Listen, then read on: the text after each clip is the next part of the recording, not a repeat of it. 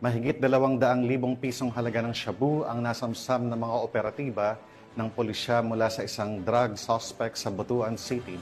Narito ang detalye ng report mula kay Patrolwoman Kay Francisco.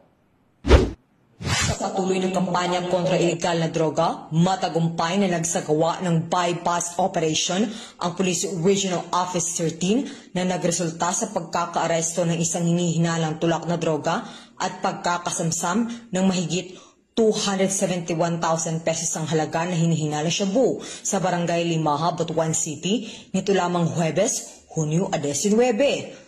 Kinilala ni Police Regional Office 13 Director Police Brigadier General Christopher N. Abrahano ang naaras ng suspect na si alias Bray, 32 anyos at residente ng nasabing lugar at nakalista bilang street-level individual sa drug watch list.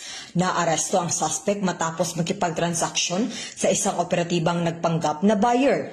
Nasamsam mula sa operasyon ang 40 gramo na hinihinalang shabu, marked money at iba't ibang drug paraphernalia na isusumitid bilang ebidensya sa korte. Sinampahan na ng kasong paglabag sa Republic Act 9165 o Comprehensive Dangerous Drugs Act of 2002. Ang suspect at kasalukuyang nasa kustodiya na ng Butuan City Police Station 2. Ayon kay Police Brigadier General Abrahano, ang tagumpay na ito ay patunay na mas pinaigting na kampanya upang maprotektahan ang ating mga komunidad at buwagin ang mga lokal na sindikato na droga sa rehiyon. Patuloy nating palalakasin ang ating mga operasyon sa tulong ng mas pinahusay na intelligence at pakikipagtulungan sa mamamayan.